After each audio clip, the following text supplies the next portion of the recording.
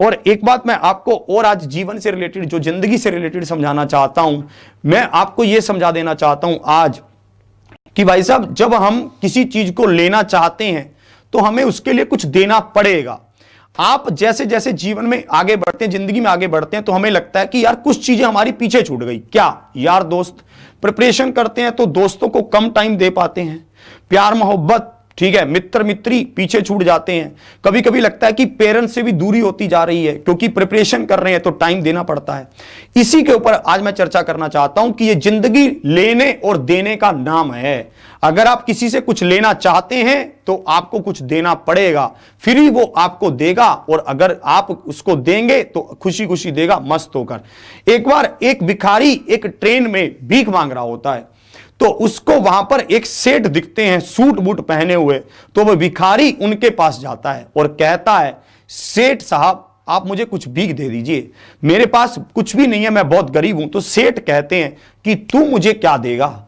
तो भिखारी कहता है मैं आपको क्या दे सकता हूं, मैं तो खुद एक भिखारी हूं। तो सेठ कहते हैं, मैं एक व्यापारी हूं, मैं सिर्फ लेन देन में बिलीव करता हूं, विश्वास रखता हूं। अगर तुम मुझे कुछ नहीं दे सकते तो तुम कुछ लेने के भी हकदार नहीं हो। इतने में ट्रेन चल पड़ती है, भिखारी ट्रेन से नीचे उतर जाता है और सेठ चले जाते हैं। भिखारी के मन में यह बात बैठ जाती है कि मेरे पास देने को कुछ नहीं है, इसलिए मेरे को भीख भी कम मिलती है। तो इसलिए वो क्या करता है, सोचता है कि मैं लोगों को क्या दूं ऐसा कि मुझे भीख भी ज्यादा मिलने लगे और मैं लोगों को कुछ दे भी सकूं। वो देखता है कि पटरियों के किनारे पर फूल उगे हुए हैं। वो एक दिन सब फूलों को उखाड़ता है, फूलों को तोड़ लाता है, और क्या करता है, जो भी उसको भीख देता है उसको एक फूल देता है, जो भी उसको भीख देता है उसको फूल देता है। सामने वाले को भी अच्छा लगता है, धीरे धीरे उसकी भीख जो होती है वो इकट्ठी ज्यादा होने लगती है। एक दिन वो फिर भी उसी सेठ को मिलता है।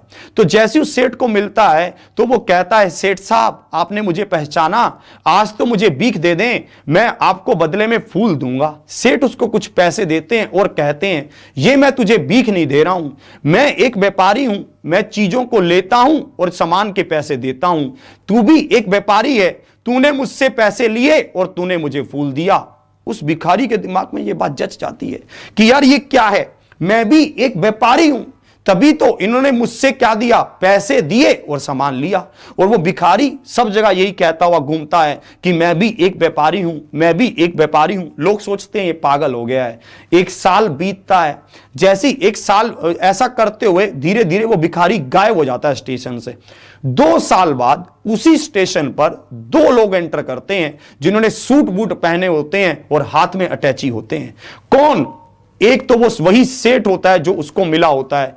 जैसी वो बंदा उसको देखता है, दूसरा सेठ, वो दौड़कर उसके पास जाता है और बोलता है, सेठ साहब आपने मुझे पहचाना? तो सेठ कहते हैं, कौन है आप? तो वो कहता है कि मैं वही भिखारी हूं जिसको आपने ट्रेन के एक भिखारी से आज मालिक बना दिया। आपकी सोच इतनी अच्छी थी, आपकी प्रेरणा इतनी अच्छी थी, आपने मुझे बताया कि भाई साहब कुछ लेने के लिए कुछ देना पड़ता है। मैंने धीरे धीरे फूलों को बेचना स्टार्ट कर दिया और आज मैं एक अच्छा व्यापारी हूं, आज दूसरे शहर में डील करने जा रहा हूं। यही बात मैं आपको समझाना चाहता हूं। जिंदगी में अगर आपको आगे बढ़ना है तो आपको कुछ लेने के लिए कुछ देना पड़ेगा। अगर आप विद्यार्थी जीवन में सक्सेस होना चाहते हैं तो आपको किताबों को समय देना पड़ेगा, अपने टीचर को समय देना पड़ेगा, अपनी बुक्स को समय देना पड़ेगा। आप जिस चीज में भी अच्छा करना चाहते हैं आपको उसे समय देना पड़ेगा।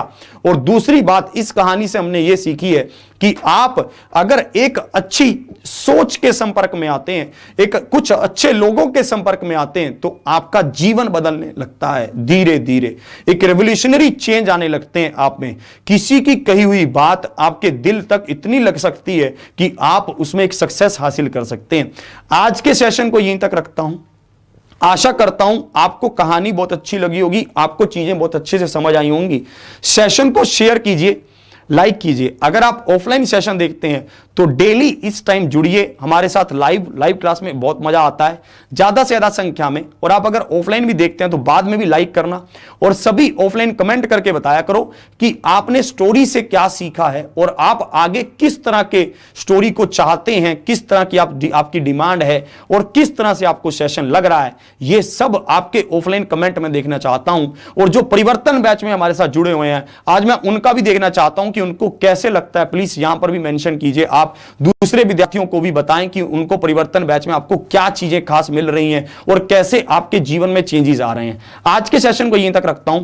लाइक कीजिए, शेयर कीजिए, और हां, अगर अभी तक आपने एग्जामपुर परिवार को सब्सक्राइब नहीं किया है तो सब्सक्राइब कीजिए, डेली आपको नोटिफिकेशन मिलेंगी।